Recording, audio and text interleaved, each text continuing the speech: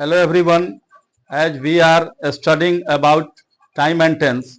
So today I am going to teach you about past perfect continuous tense. So what will be the real definition for past perfect continuous tense? When the verb in past tense shows that the action was going on continuously and not completed at that past moment, it is said in past perfect continuous tense. तो past perfect continuous tense की वास्तविक परिभाषा क्या होगी? जब क्रिया भूतकाल में रहे। भूतकाल की क्रिया को देखने से यह पता चले कि काम लगातार चल रहा था और कहे जाने के समय तक काम पूरा नहीं हुआ था। क्रिया भूतकाल में होगी, काम लगातार चल रहा था और कहे जाने के समय तक काम पूरा नहीं हुआ था, तो ऐसे टेंस को हम पास्ट परफेक्ट कंटिन्यूअस टेंस में कहते हैं। अब पहचान कैसे करेंगे? जिन हिंदी वाक्यों के अंत में रहा था, रही थी, रहे थे इत्यादि लगा रहे और साथ ही साथ समय सूचक शब्द भी जुड़े हों।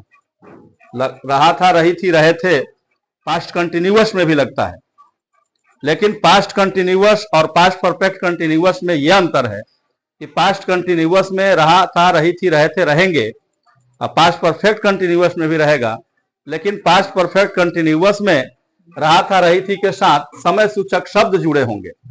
तो जब समय सूचक शब्द भी जुड़े हों तो उसे हम पास्ट परफेक्ट कंटिन्यूअस में पहचानते हैं।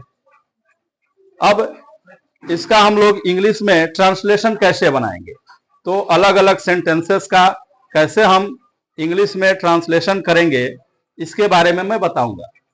तो फर्स्ट हमारा सेंटेंस होता है अफर्मेटिव, स्वीकारात्मक वाक्यों में सबसे पहले सब्जेक्ट, फिर had been, V4 means verb में आईएनजी लगेगा, फिर ऑब्जेक्ट फॉर या सिंस। फॉर और सिंस कैसे लगेगा ये मैंने आप लोगों को प्रेजेंट परफेक्ट कंटिन्यूअस टेंस में बताया था कि पॉइंट ऑफ टाइम के पहले सिंस लगता है और पीरियड ऑफ टाइम के साथ फॉर का प्रयोग किया जाता है। इसके बाद जो टाइम दिया होगा वो टाइम लगाएंगे। एग्जाम्पल देखते हैं। हम लोग 2 घंटे से क्रिकेट खेल रहे थे, तो रहे थे लगा है तो हम जान गए कि कंटिन्यूअस है, और 2 घंटे से ये समय दिया हुआ है तो समय सूचक शब्द के साथ रहा था, रही थी, रहे थे लगा है, इसलिए यह पास्ट परफेक्ट कंटिन्यूअस टेंस का एग्जाम्पल है। तो we had been playing cricket for 2 hours. इसी तरह से नेक्स्ट, राम दोपहर से आम खा रहा था। Ram had been eating a mango since afternoon. अब इस वाक्य को हम नेगेटिव में, नकारात्मक में चेंज करेंगे। तो इसका स्ट्रक्चर होगा S plus had not been plus V4 then object then for और सिंस आफ्टर दैट टाइम। हम लोग 2 घंटे से क्रिकेट नहीं खेल रहे थे। We had not been playing cricket for 2 hours. Ram दोपहर से आम नहीं खा रहा था। Ram had not been eating a mango since afternoon. Third sentence है हमारा इंट्रोगेटिव, प्रश्नात्मक, जिससे हमें प्रश्न पूछे। इसका स्ट्रक्चर होगा had plus S plus been, V4 then object then for और सिंस देन टाइम। क्या हम लोग 2 घंटे से क्रिकेट खेल रहे थे? Had we been playing cricket for 2 hours. क्या राम 2 घंटे से आम खा रहा था? Had Ram been eating a mango since afternoon. अब फोर्थ जो हमारा सेंटेंस है इंट्रोगेटिव प्लस नेगेटिव, प्रश्नात्मक नकारात्मक। Had plus S plus not then been, V4 object for since plus time.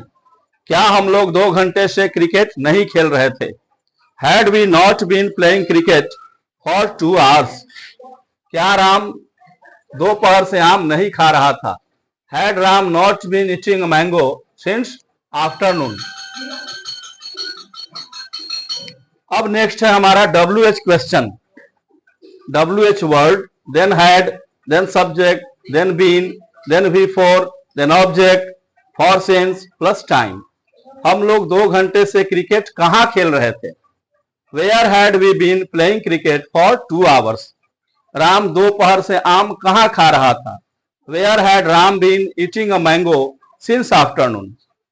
अब हम लोग हर तरह के वाक्यों को देख लिए। अब हम लोग लास्ट में इसका पैसिव वॉइस कैसे हम ट्रांसफॉर्म करेंगे इसके बारे में जानेंगे।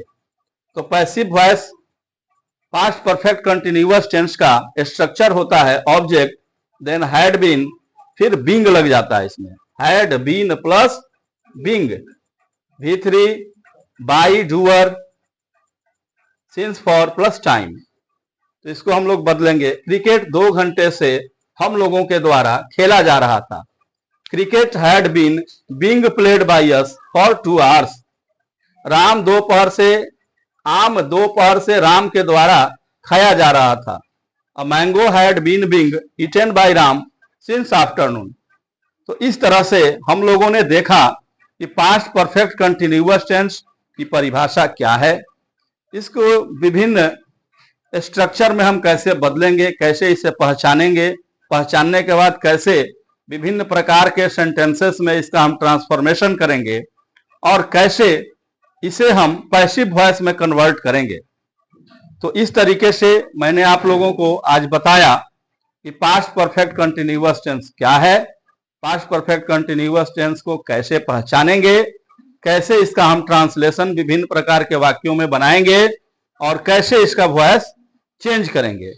अब मैं आप लोगों को 5 इस पे क्वेश्चन दूंगा प्रैक्टिस के लिए, जिसको आप लोगों को विभिन्न सेंटेंसेस में ट्रांसफॉर्म करना है, फिर आप सीखेंगे।